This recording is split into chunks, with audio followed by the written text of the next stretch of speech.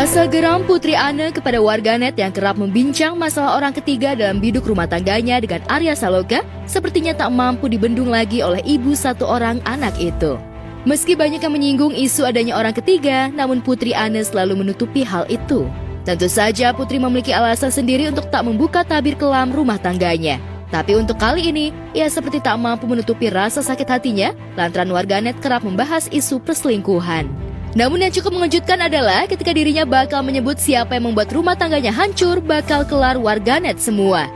Lantas benarkah Amanda Manopo yang dimaksud Putri dalam siaran langsung di jejaring maya pribadinya?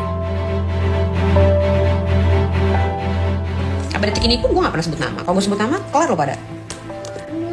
Gue kasih tahu aja. This is me being super nice. Diem-diem tapi nyindir. Boleh dong kalau gue nyindir, kan gue punya perasaan. Boleh dong kalau gue kesel, gue kan manusia. Wajar lah kalau gue nyindir. Tapi kan gue gak pernah mention nama. Gue gak pernah ngomong orangnya siapa. Yang bikin gue sakit hati, yang bikin gue apa, mau jadi apa kan gue gak pernah ngomong. Kalau mau ngomong keluar gak? Keluar orangnya. Gak pernah. Wow.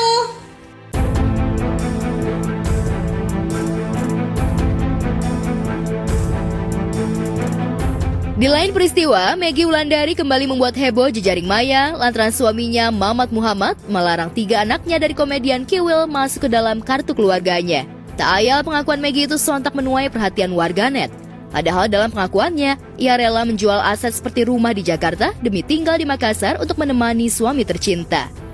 Karena ditolak itulah membuat Maggie berkubang dalam kesedihan. Pada saat itu suamiku bilang memang saya yang memasukkan nama anak-anaknya Maggie. Memang saya. Terus kenapa itu anaknya Kiwil yang gede dibawa ke sini? Itu kan yang dilarang, katanya gitu. Itu sangat terpukul Mbak, terus terang, katanya. Saya bilang mana mungkin seorang anak mau berpisah sama ibunya. Kalau ada seorang ibu yang ingin bahagia, pasti juga pengen anak-anaknya juga bahagia gitu. Terus saya bilang, itu saya terpukul sekali Mbak gitu, astagfirullahaladzim. Pada saat pemecahan kartu keluarga suamiku dengan anak-anaknya itu atas keputusan suamiku gitu loh. Bukan saya, Mbak paham nggak? Jadi ternyata sambungku dua anakku ini dipindahkan di alamat Jakarta. Memang suamiku ada rumah di Jakarta kan, ada usahanya. Itu bukan atas wewenang saya, Mbak paham? Saya hanya mengikuti suamiku, pemimpin dalam rumah tangga ini, gitu.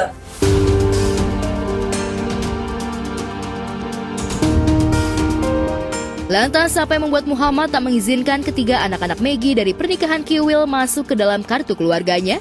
Benarkah karena sejatinya harus memberi nafkah adalah Kiwil membuat Muhammad lepas tangan, meski sejatinya semua keperluan dan nafkah telah tercukupi? Jadi itu sebenarnya kan berita yang beredar itu.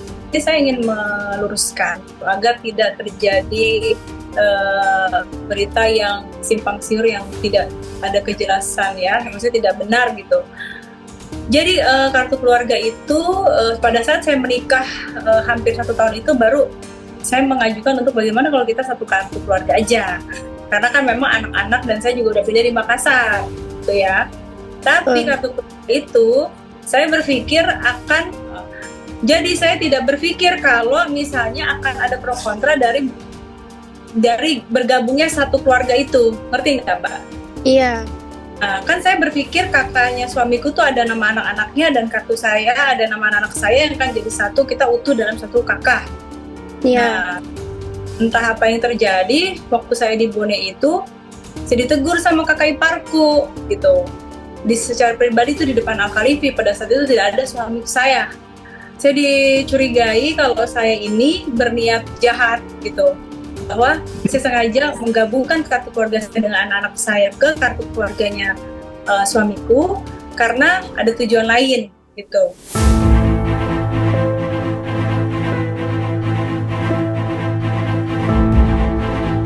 Muhammad sejatinya menginginkan anak-anak Maggie masuk ke dalam kartu keluarga, namun sayangnya pihak keluarga besar Muhammad yang tak menyetujui. Apalagi ada gunjingan jika Maggie bakal merebut atau menguasai harta Muhammad yang merupakan pengusaha sukses di Makassar sekaligus anggota legislatif. Lantas benarkah hingga saat ini permasalahan itu belum juga selesai? Lantas seperti apa sikap Muhammad? apalagi pada saat dibilang keluarkan anak-anak Kiwil dari kakak, itu bukan kata-kata suamiku ya gitu. Jadi kan ini jadi rancu nih Mbak, gitu loh. Karena pada saat itu terjadi sama saya, pada saat saya diintimidasi itu suami saya nggak ada Mbak, gitu. Cuma mungkin saya itu cuma saya berharap sekali suami saya itu membela saya dengan sepenuh hatinya. Cuma karena suami saya adalah seorang adik yang baik, dia juga menjaga gitu kan, sehingga yang terjadi adalah menurut saya kayak nggak dibela gitu. Padahal suami saya, iya itu hanya perasaanku saja.